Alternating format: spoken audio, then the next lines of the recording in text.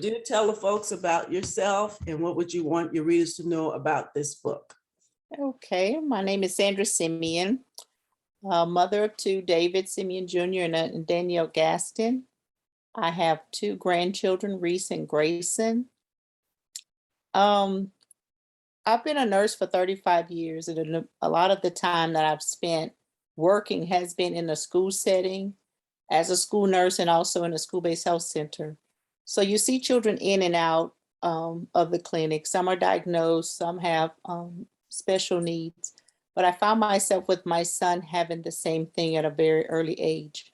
So the book was something that I journaled because it was a journey with David. And in doing so, it was allowing mothers to know that even though you may not think you have the perfect child, God thought of you as the perfect parent to love him to perfection. He didn't want me to change a thing about David, just love him. Because, what a boring world it would be if everybody was the same, doing the same thing, speaking the same thing. And I learned more from David than I think that I was able to teach David at the time, how to be patient, how to love people for who they were. Everyone was his friend, so he didn't see any ill or any bad in anyone. Everyone he saw as the same, as being someone good. So that's what I learned a lot, like I said, from David himself, because of the way that he interacted with people and people responded back to him. Yeah, I like what you said as you started off that, and that was also a quote when they go get your book on Amazon. You said, even though you may not think of having the perfect child, and it was like God was speaking to you, that even though you may not have the perfect child, I thought of you as the perfect parent to love them to perfection. To perfection, exactly. Yeah, and that's beautiful. And I spoke with you 4 years ago, and before the technology the way it is now. Exactly. And I'm so glad that we got back together. And I told you about my mom was born deaf, and I didn't know. I just thought of her as normal, like normal parents. I knew she couldn't talk, but I never thought about that she was different until I went to kindergarten and realized that she was different. So I can understand that from a personal aspect, that people, society wants perfect children. Yes. And what is perfect? And I love the way that you didn't hone in on like, he could be better, and those things like that, being perfect and being better. We all have our flaws. So I really like how you did that. What measures or steps have you gone through to be an advocate for your child and for his education? Say that one more time. As for how did I advocate for his education? Yeah, what measures or steps you have gone through to be an advocate for your child and for his education? Well, at that time, like you said, a lot of the technology that we have now, we didn't have then. We didn't have a lot of the internet, and if we did, I didn't know how to use it, because he graduated from high school in 2006. So during that time, we were able to get some of the larger print books for him. The library was able to send me a tape recorder that would read the books to him, because he had a problem with comprehension if he had to read silently to himself. So we used that as some of the books that he had, it would read it to him, and then he could comprehend better as he heard the words. Sometimes others would take notes for him, and that way he didn't have to be left behind with trying to take the notes and not be able to keep up with the class. So that was something that we had then compared to what we have now. I know when they read the book, of course, I've read the book, I've read it some time ago. You will see when David was much younger, how one of his teachers, you mentioned how one of his teachers was trying to say that he wasn't where he should be. And then I really like that candid moment where you say, well, maybe we have to teach him where he is and what he do. And as a parent, you looked at your son's strength and you saw where you could help them at, could you tell those parents who feel like they may not have that perfect child, the steps and measures you went to just to see where your child, where he's at? Yes, if you take where they are and work with that, because eventually those weaknesses will become strengths. The strengths will help those challenging moments that they may have. Just like he wasn't able to comprehend by reading to himself. So we as a family, we would make it a fun idea. We would take the story and make it into like a play, and then ask questions, and then each of one of us would answer. So that was helping him to understand where he was and what he needed to improve on, and how we could help him as a family. Again, we're taking the notes that helped him also, because the notes were already there. The notes were there for him. Instead of him trying to keep up with the class at that time, then he was just taking a moment at a time and reading those notes. So if we meet the child where they are, then we're helping them along, because that's where they are. So we're just meeting them, because we know these things, especially as a parent. His sister was younger, so she still could help because she was like 3 years younger. But then in reading, she made it exciting. So he would see what she was doing. And of course, he wanted to keep up with her, even though she was younger. They were making that a fun time in the household. So we just made everything around David, and not leaving her out, but including her at that time. So that was helping her as well as him at that time. So we met David where he was in order to assist him with what he needed. There was one scene in the book that you had, and of course I saw that, when you may have a burnout or a meltdown, a parent may have a burnout or a meltdown, and you showed us that very close up and personal, that maybe a parent want to be a super mom and not show that they can melt down. And so what do you want those families to learn about that journey of being okay with not being okay? Well, just as the child may have his challenges, as a mother, you may have a challenge also, because you don't know everything about that child. You don't know what's going on. So you have to, learn yourself. In the process of him learning, you are learning also. In the process of him getting the information, you're also getting the information, because we don't always know what's going on. Even if a child is a straight A student, sometimes you still may have a challenge of trying to help them with homework if they need that help. So you may have to get assistance for yourself. So especially with a special needs child, you may have those times where you just may have to step back, get someone else in the middle as the middle person, even if it's asking the teacher, is it anything that you can help me with that will help my child? Is there anything that you can do to help me with my child? It may be another mother. It may be groups that you have to join because they're there. Something is there in order for you to help your child. And as the years go by, it has increased tremendously. So, I love that opportunity, because even now, my son is 34 years old, and I still have people asking, what did you do? How can you help me? So that's something that, if you have a meltdown, you just may have to step back. Just don't allow the child to see that all the time, that you're having a meltdown. And I know that some people, they may be in denial, may not want to get in that community.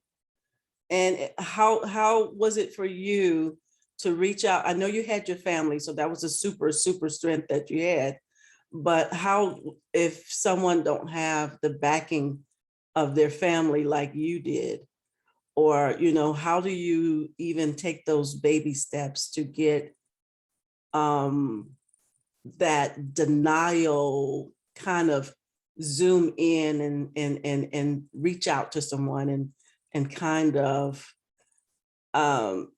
just I guess move yourself out the way and stop having your pity party and reach out for help, pretty much? In my case, I didn't have a formal diagnosis, but sometimes you may have a diagnosis of autism The child may be labeled as with a learning disability. Sometimes you can go to the counselor at the school, have a meeting with the counselor and start there. There may be organizations, especially when you say autism. I mean, that is really profound now where that's a lot of help that's available. So you would go and get the help from there and, talk to parents, especially if there's a class, maybe a teacher can help you and lead you in a direction.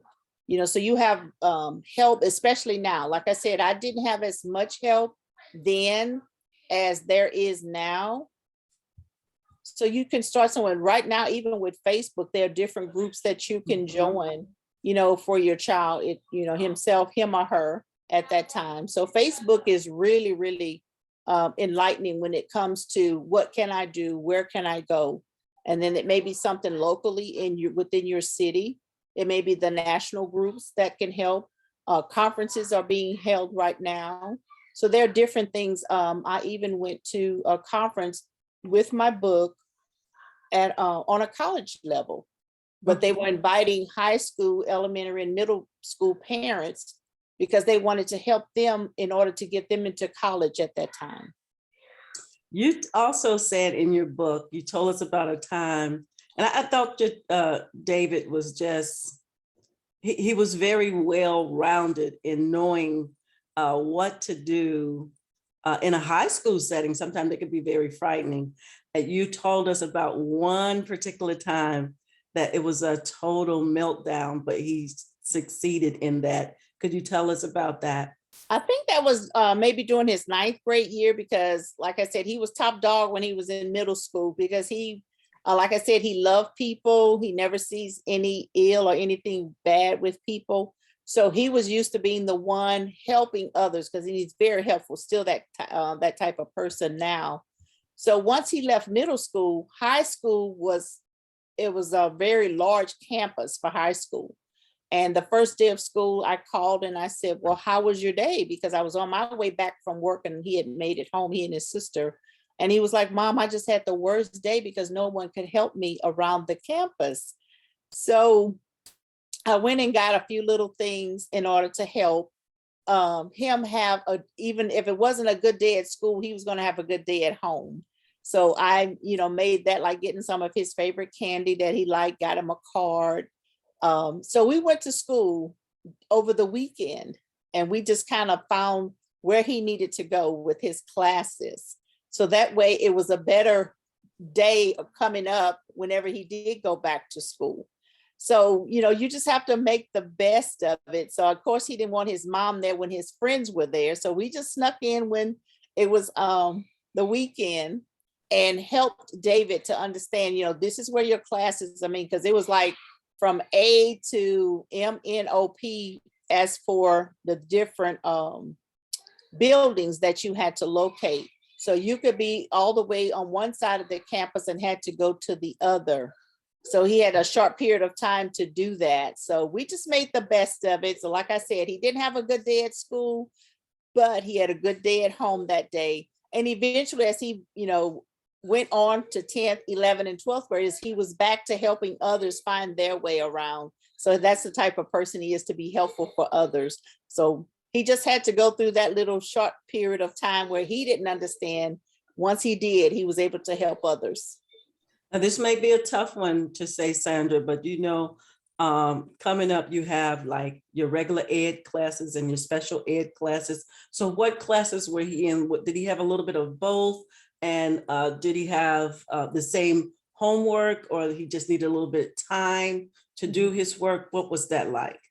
He had a little bit of both for the classes. He was mainstreamed into some.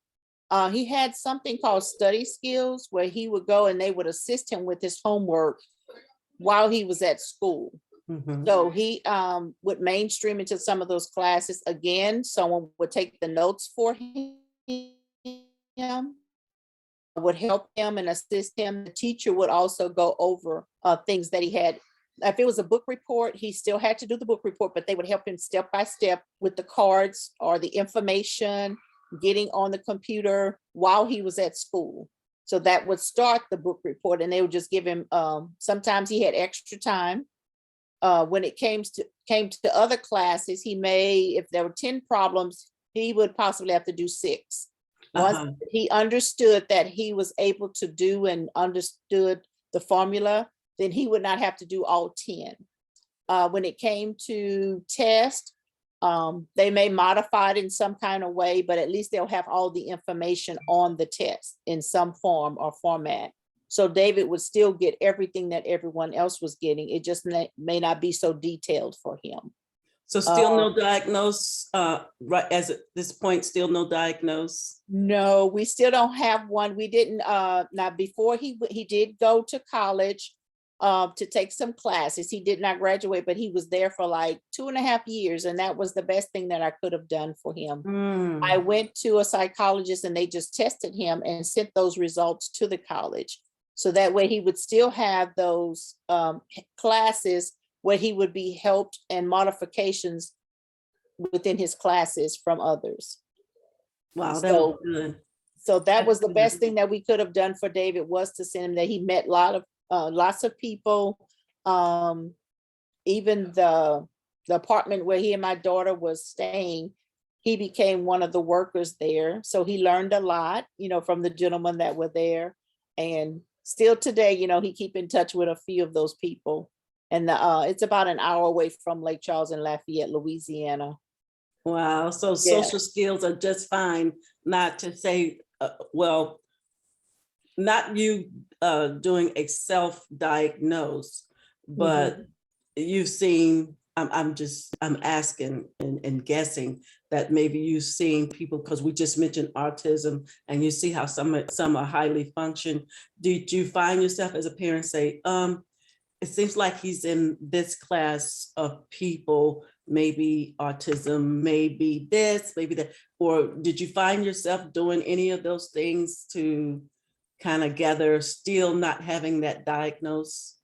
I read about certain diagnoses such as Williams syndrome with the social skills, a little bit of autism, dyslexia. So it seemed to be like a little combination, or a little bit of this and a little bit of that. But still, like I said, he's a friendly person. He loves to talk.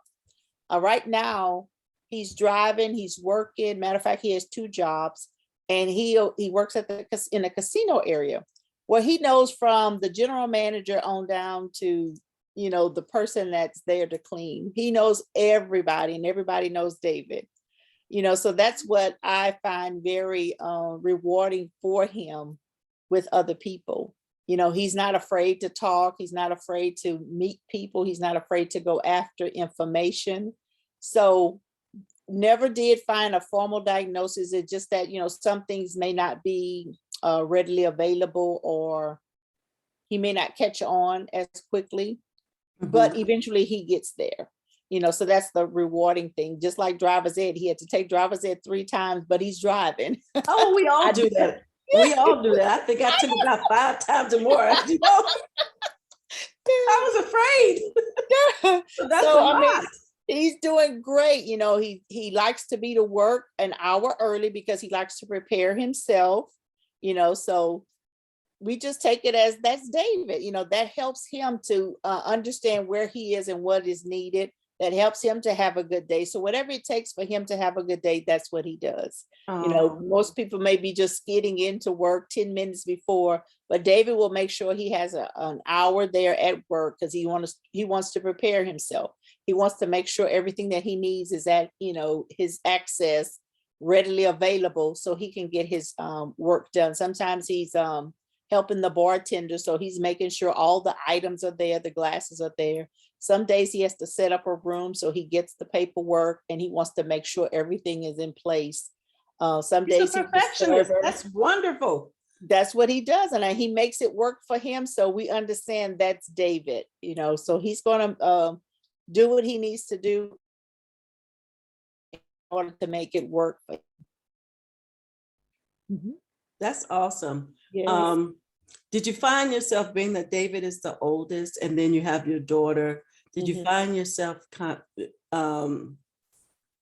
to do things like, well, what do you, I hate to use the word compare, Mhm. What did you compare to? And I'll use an example, like my mom was the firstborn, she's deaf. Okay. So then she have other siblings under her, but she was the firstborn. Mhm. And so with that, looking at those things, did you find yourself wondering what to compare? Will they be doing the same thing? She should be walking by this, he's walked by that. Normal stuff that parents do. Did you find yourself doing that? With him being the oldest, and it's almost a 3-year difference between the Mhm. two. She was probably a year old when we started looking into what was with David, because some of the things that she was doing at her age, David did maybe a little bit later.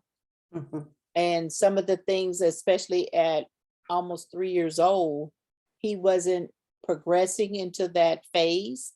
So when we'd go to the pediatrician, and that's when I started asking more questions. And that was pretty much when I was seeing, or, thinking to myself, maybe we need to get him evaluated in some way in order to find out if Mhm. there is a delay, what can we do, to help sort of progress along rather than just being stagnant at that time.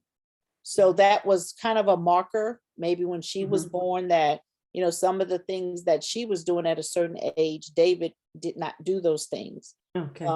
It may have taken him a little bit longer. I think he was like maybe 15 or 16 months by the time he was walking, which that's not a big delay, but Mhm.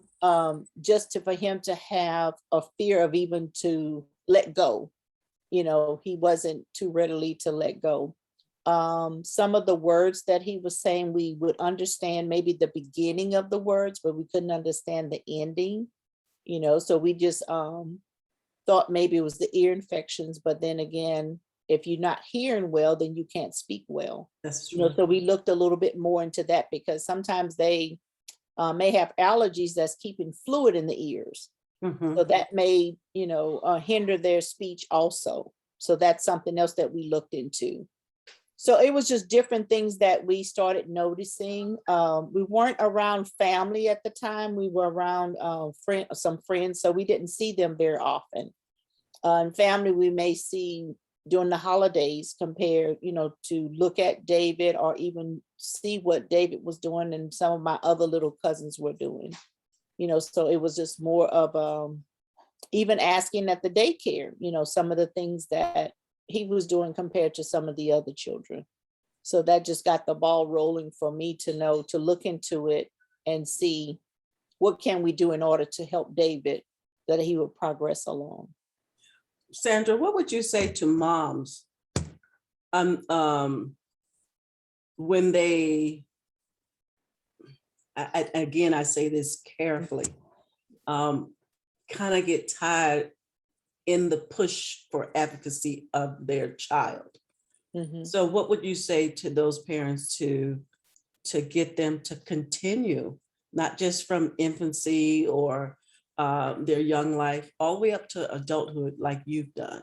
What Mhm. would you say to those who just kind of don't have the strength to be that advocacy for or advocate for their child, and they just kind of like, oh, whatever the doctor said, Mhm. and oh, whatever the teacher said, and not really be that advocate as they should? What would you say to those? Yeah. You want to be the best that you can be. I mean, David is loaned to me, and I don't want to ever have it where it's said or done where I didn't do my best in order to help him in a way that I should have. It seemed as though the special needs are given to parents that has that little extra that little extra to, go on, because there's so many people that we can help. And that was the main reason when God laid it upon my heart to write the book, was to help someone. I may not ever meet that person. I may not ever even meet that child, but if this can help, then that's a start right there. Because even the other day, one of my friends, her grandson is special needs. And she said, I picked up your book and I read it again. She said, and a lot of the answers that I needed, they Mm, were right there. They were there of how can we go about helping him to be the best that he can be. Sometimes it is, if it's, the parents are in the household, it may be the mom working at one time to help the child. It may be the dad the next time. It may even, my mom was very instrumental also as the grandparent. So that was her firstborn. So anytime I needed her help, she was there also, to help me along. I know teachers that I still see today, still to this day, and they're asking about David because I solicit help from them. How Mhm. can I get some help? It may not have been 100% of me involved at that time. It may have been 90%, but at least that's better than no percentage at all.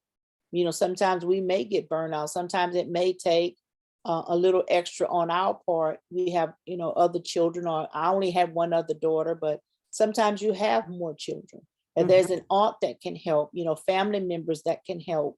Um, I've even had an advocate when I went to Families Helping Families. People from there were willing to help. The teachers, like I said, they were willing to help. The counselor was willing to help. They were giving me a little bit every time of what can I do a little bit different to help David. Maybe try this, try that, because nothing is 100% either.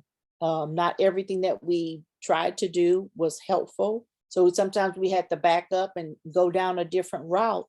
But at least we know we did the best that we could in order to make his life more productive than what it was or what it could have been.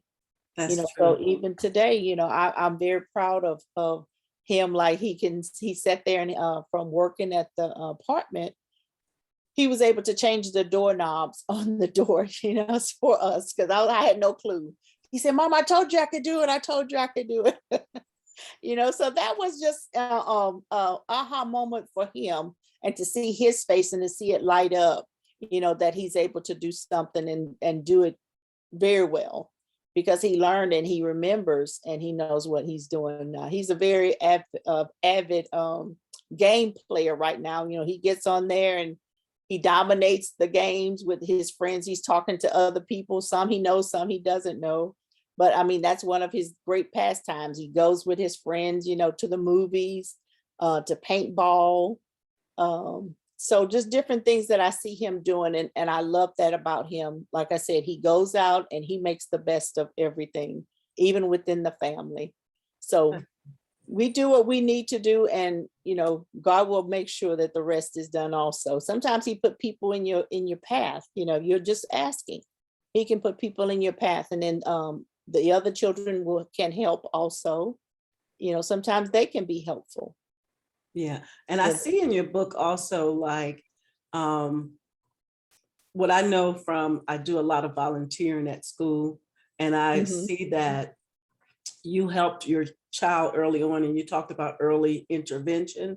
And Yes. so I know from volunteering from schools Mhm. is that when they're really young, they wait till they get a certain age. Okay, so here's a child with special needs. He can't Okay. really get that care until a certain age. And maybe some places in certain states may help earlier.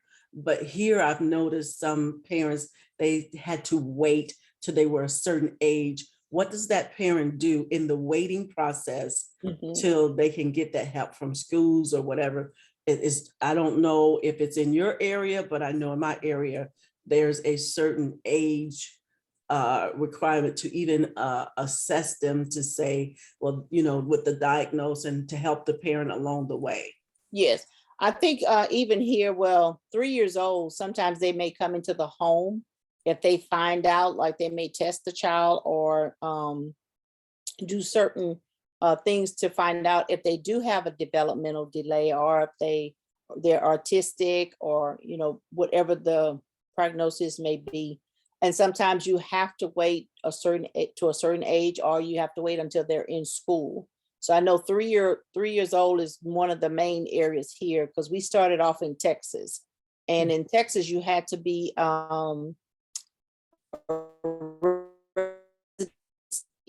and we had to wait until he was in kindergarten in order to get something done. Matter of fact, we had to put him Mhm. in a smaller class in kindergarten because they weren't providing that help. I even had to take off from work because he wasn't able to go from that little private kindergarten to the occupational and the physical therapy that he needed. So I had to take off from work as a nurse in order to get him from one place to the other. So I did that for about a year and a half, where I was able to take off. My husband was able, to carry the family at that time. So sometimes you do have to wait.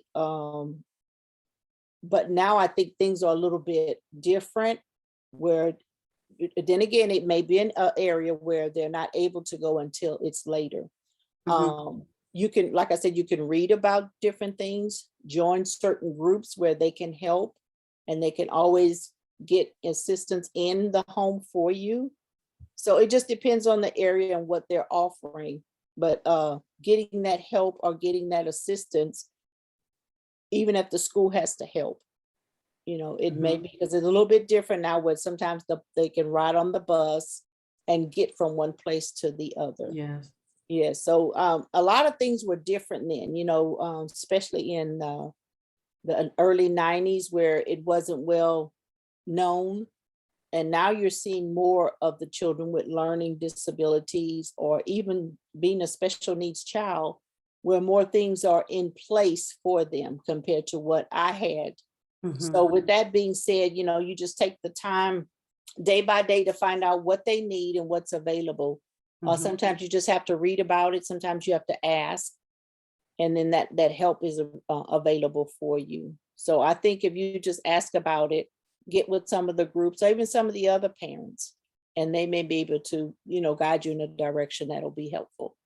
Yeah, because again, with me volunteering in the elementary schools and the high schools, but we had, I don't know if it's shut down now, and plus with the pandemic happening, Exactly. it was shut down, but we did have where they go to school at 4 years old. Yes. So then you have a lot of parents at the child when he's 4 years old, they like 19 and 20-year-old. That's the age of their parent. And so I think that, well, before the pandemic, they were talking about shutting it down. I don't know if it's the funds. I really don't know the reasoning of shutting it down, but I know I went to the board, like made a phone call to the board, and I was trying to get parents to help me, lobby for them so that they can keep that, because that particular school my grandson went, and he was like 4 years old, and they teach them as if they were kindergarten. They taught them well. It's not just coloring on the thing. It's and the teachers, they really hone in on their strength. They even taught them how to be, even though they're 4 years old, they taught them how to be accountable, how to just pretty much kind of take care of themselves. And the teachers there, and my grandson got a great start before kindergarten. And so I'm hoping that if anybody's listening to this, I'm hoping that they did not shut it down. I don't know yet, because now my grandson is my youngest grandson, he's a fifth grader now. Okay. So I have no clue, because I'm not, life has changed. So with those things, I think they need that, like you said, that village and that first step to help, because those mothers are younger. Yes. And when the mothers are younger, sometimes they don't know what questions to ask or what persons to go to, so the child won't have that delay as much as if you do something at any age compared to not doing anything at all. Yes. Even when they go to school, they're only going to do a certain amount, but you still have to do things at home. Yeah. So that's one of the key things of getting that help. Like you said, it takes this person, that person, it takes a little bit of everyone being, playing a role in their lives. Sometimes they learn from other children, they learn from their siblings, they learn from their cousins, they learn from other adults. Just putting in some sort of time with them, that's very, very helpful. It is. And what I also noticed too, again, from volunteering at those different age groups, is that when you as the parent, now get this, and this is something that those who are listening need to listen really good. As long as you are with your child, show great interest in your child, the school will say, hey, they have this available. That's available. This is available to you. That is available to you. It's Yes, when you show interest. A yes, lot of those funds yes, kind of go away because they not showing interest, and the teacher they can do as much as they can do.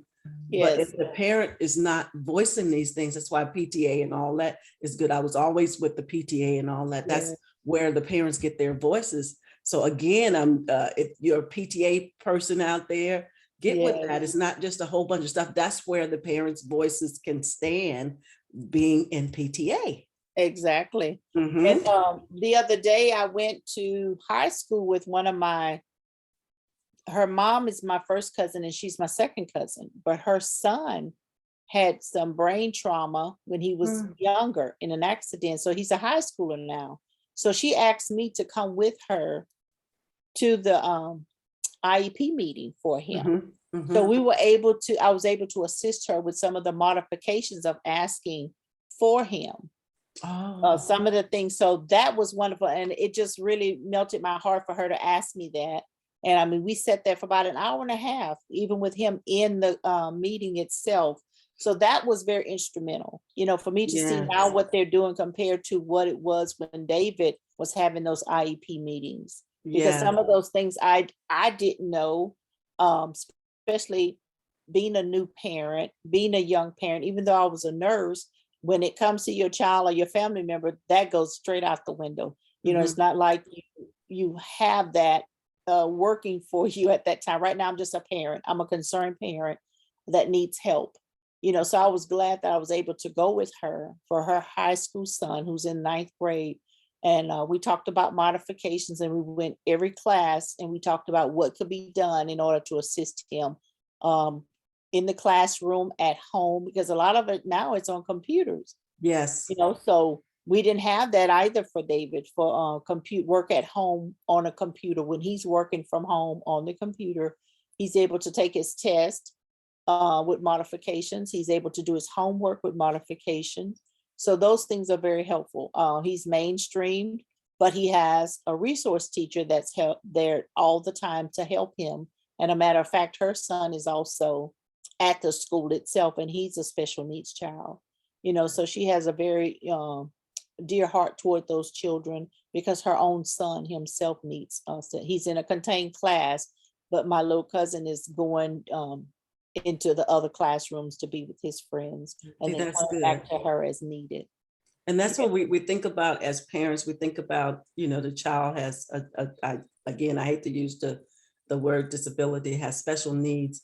And Uh-huh. then we forget about, okay, they got to go to school, and then Yeah. they have to be well-rounded adults at the same Yes. time. Yes. So for you in your book, as you did, also him being your child, caring for him, and also being an advocate for it, not only just your child, but for his education. And there's a question on the board from Candace. It says, how did you keep up with all of the changing needs for him academically, for your son academically? How did you keep up with While he the was in changing needs? school, I had a very helpful lady by the name of Miss Sandra Hamilton that helped me with tutoring for David, and she was just phenomenal. It started like third, fourth grade, because he was still required to take the test. He was still required to do, the work and keep up as much as possible because he had to have those approving grades as well as passing the test. So she helped me a lot during the school year. We would go 2 to 3 times a week, and she would help David. She tested him to find out where he was. She would help with his homework as well as offer other things that she knew that would help with her being an educator herself. Mhm. In the summertime, we would take that first month and prepare for the upcoming school year. So that's when we went every day. We went every day for a month, and that helped David also because she would prepare him. He's in third grade, past third grade, going to fourth. So she would give him the fourth grade work and help Mm. him with that. So that way he wouldn't be so far behind once he got into that class. Of course, he had homework to do at home, and then we would help him there. And she would go back, check the work, and then offer more, continue with the testing and with the tutoring with the upcoming school year. So it's kind of like she just kept him in school, she said, so he would have that cycle of school, even in the Mhm. summertime of some sort. You know, it wasn't always just school and no fun, but still it aided where it would connect the 2 years together. Yes. Yes, Do you still, you said you had something you wanted to read. Did you still want to read that, and you have your book near you? I do. I have my book with Okay, me here. Mhm. you can Is go it ahead any and particular of your portion? choice. Okay, okay. I just found it, especially for every grade. I could talk about one of the times David, he did very well in class, as we kept up with each year. One year, I think it was the 10th grade, he didn't pass his math class. And that was the first time he had to go to summer school. And just to say how David perceived things compared to me. So he asked, could I take him to go to school and find out what his grade was, he and one of his friends. I said, sure. So it was like where I parked, it was a long walk where you could see when they first came out the door until he got to the car. And he was just smiling. He was smiling the whole time. I said, well, maybe he did pass his class because he has a big smile on his face. So when he got to the car, I said, well, David, did you pass? He said, yes, ma'am. I said, well, what was your grade? He said a 59.9. I said, well, David, he said, well, mama, that's passing. So I thought about it. I said, that is. I said, if you're happy, I'm happy also. Because he had the biggest smile on his face. I guess he said, well, I passed with a D. I don't have to take this class again. And I'm very excited. Yeah, that's true. Yeah, so he was happy with it. So who was I to say that Exactly. he didn't pass Yeah. with a 99.9, he passed with a 59.9, and he was happy, so I was happy for him. Yes. Yes. Exactly. So those are the things like I call it like the heart tugging moments, when he wasn't able to walk with his class in the 12th grade because he didn't pass the GEE. We had a hurricane here in Lake Charles. So we was displaced, kind of like living in a travel trailer while our home was being repaired. And he had worked his first job and he had done very, very well with his grades. He was able to organize his time. But because he didn't pass a portion of the exit exam, he wasn't able to walk with his class. So that was a very trying time for the entire family. So he did, I remember the day when the counselor called and said if he had passed his math portion, because we had him in tutoring, we would work with him. My mom was working with him because she was an adult education paraprofessional. So she would bring books, that would help and assist with it also. So he passed. So that was a very, enlightening time compared to him not being able to walk with his Yeah. class, but he was able to walk in the summer. So he didn't have to go back to school, but at least by passing the next month, he was able to walk with the class then. So we had some funny stories, heart tugging stories, but all of it is very meaningful because it's his life that he has to live. Yeah. And we don't want him to try to live our life, but how can we fit That's right. into his life and make it better for him? So Yeah. that was the main thing that I always tried to do with David, because I felt that it was me, the one that was being rewarded for God even having me as his mother. Yes. I was the one that was blessed, not David having me, but me having him in my life. Mm, Yes. So yes. that's how I look at it. And I still look at it to this day because he has some of the factual things that he could just hold on to. And it just amazes me how he knows about different things. He'll tie all these Disney movies together. I'm like, how do you know all that? He said, well, Mama, I read about it. I read about it. He'll tell me how Tarzan and the Little Mermaid and all that ties in together. I said, I never would even imagine that, and he loved the sci-fi movies and different things. He's a big movie buff. So that's what I like about it. He makes it interesting. It's very interesting, I promise you. Yes. Yeah. So did you So, want to read some or you're but good? Did you want to read something? oh, Or I can. I know you have lots of wonderful pictures in there of I him. do. I And do. yeah, if you want to just a special one, a paragraph, we don't want to give all the story away or whatever Okay. you want to do. But you just remind me of, like I said, again, I spoke to you a couple, 4 years or maybe 5 years ago. Mhm. And I remember when you was saying how David, he likes to play games and stuff and how Yes. he won this particular, I think you said NFL, and I'm thinking from 5 years ago, you talked about that he said he was going to win. Yeah, it was how you do the picks, like the draft for the NFL. And if you pick the first 10 correctly, then you have a chance of winning. And the first grand prize was, I guess you and someone else would go to the NBA game or the basketball game. I don't know if I'm saying it correctly, but I think that's what it is. In The it, yeah, NBA, NBA.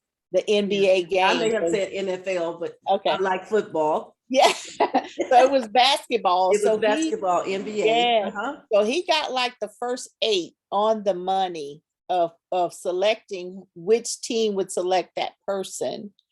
And he ended up winning a second place prize. And it was the actual duffel bag from the NBA.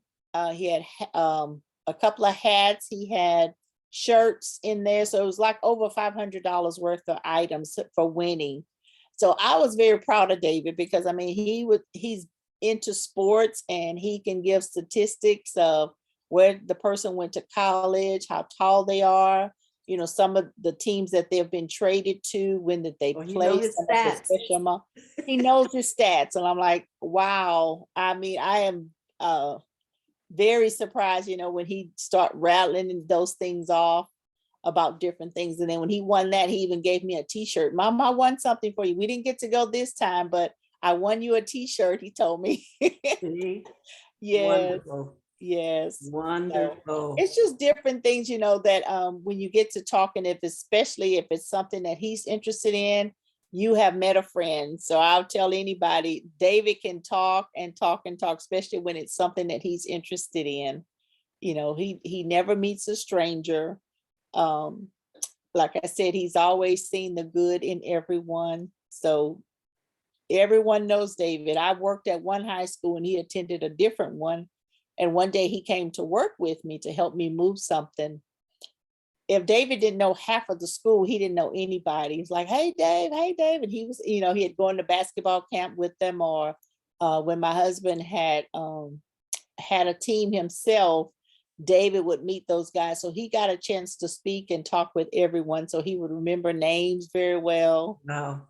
So I mean, he just has this knack about making everyone feel comfortable, and everyone, he's going to be a part of their lives in some type of way. That is so good. Yes, yes. Really good. So, Our time is coming up. okay.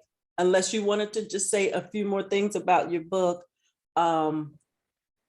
What is he? I know you told us a little bit about what he's doing now, but are there any different, now that he's older, he's in his 30s, and Uh-huh. you know, this is a hard one. Is he dating? Had he thought about dating? Is that just the friend zone? Is there any of that happening? Yeah, he has a few dates he'll go on. I don't think it's anyone serious, you know. Mhm. My daughter has 2 children, and he sees them, but he's not like one to say, let's do this. But the other day, he did, you know, participate. Sometimes my grandson is 6 and he's on a baseball team. So sometimes he'll go outside and, you know, play with him, or even in the house, but Mhm. he'll play with him and give him pointers on baseball. So he'll give him at least 10 or 15 minutes, you know. Mhm. Like I said, he has friends, he has some guy friends, and then sometimes they'll just go out in groups and different things. Or he's had someone a couple of times, you know, meet someone somewhere or go to dinner, but no one serious. You know, my daughter's Mhm. married with her 2 children, but David is still just making the most of it. Sometimes he'll even go to the movies by himself. He'll just say, well, I Mhm. wanted to see the movie. no one was available, so I'll just go myself. He knows this, out there in them dating streets is crazy. Yes, exactly. He knows that he knows it's crazy. So he said, hey, it's nothing with being by yourself, nothing with going. You get to see the Yes. movie, eat your popcorn and get you a hot dog or something and come on back home. Yeah. So yeah, and he'll get on the game and I hear him dominating, telling them, watch for this person, watch for that person, watch out for this. So he's enjoying himself. And he and his dad went to Colorado for his birthday. So they spent about 4 or 5 days there. So that was something that, in his choosing. So he had a good time, enjoyed himself.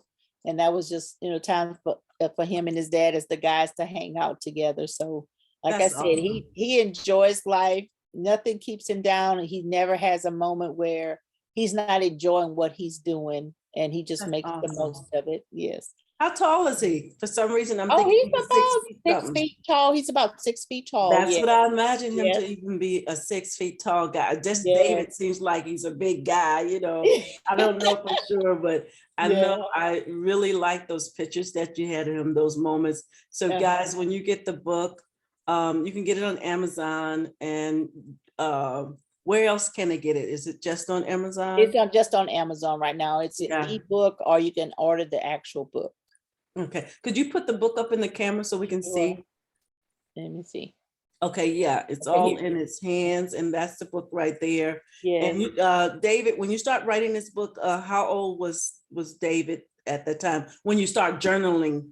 From what was it, infancy that you start journaling, or was he a year? Matter of fact, I went even before when I was engaged.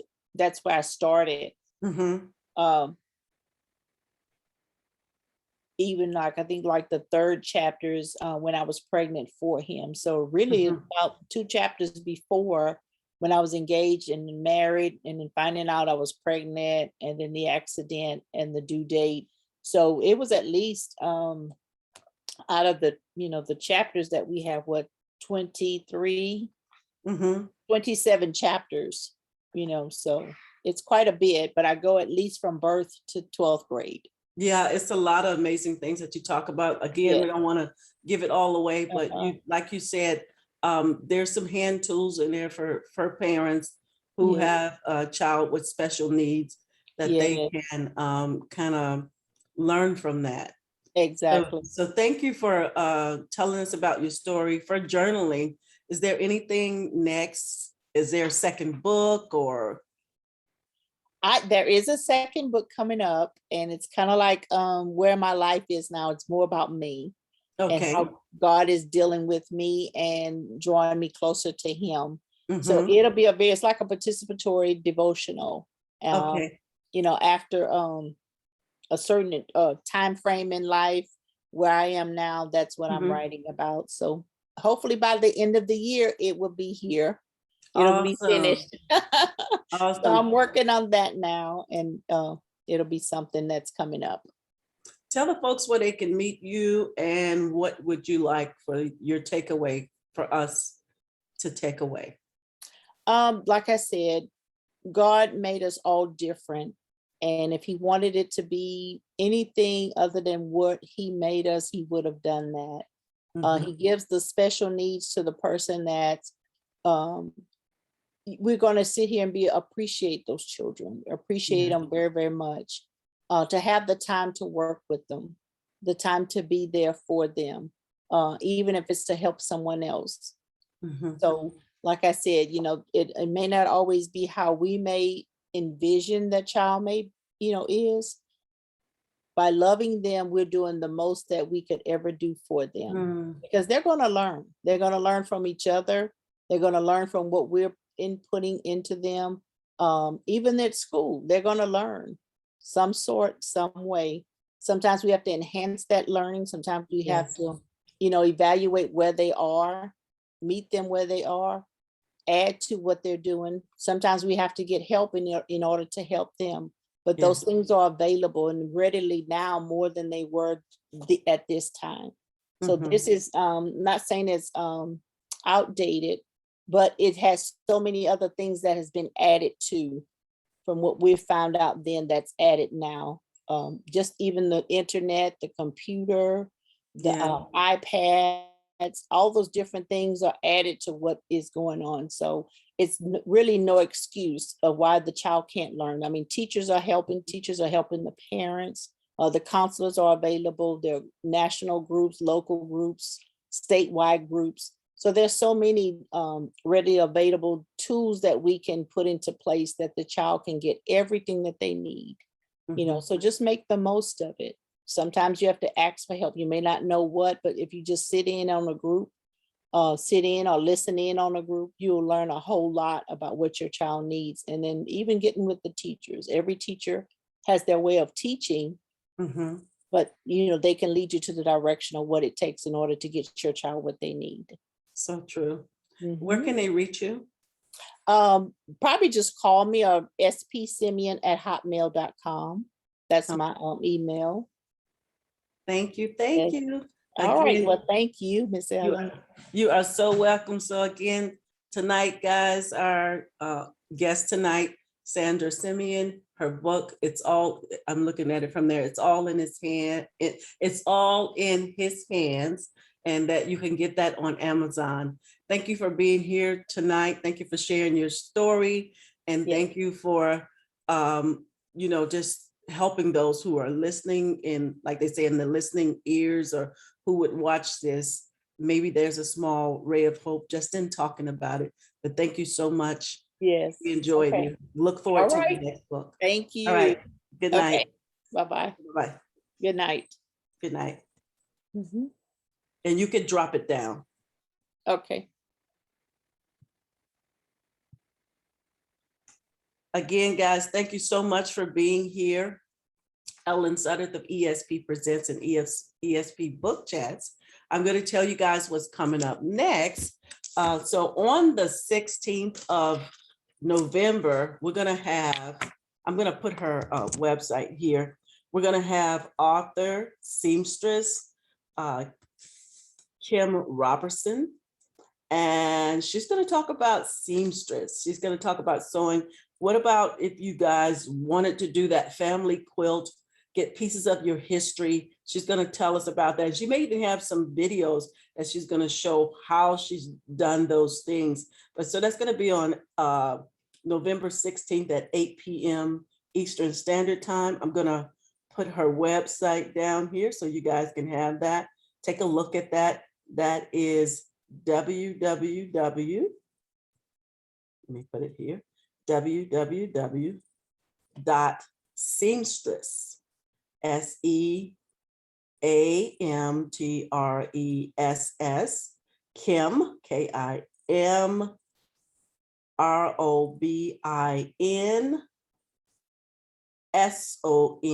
ROBINSON.com.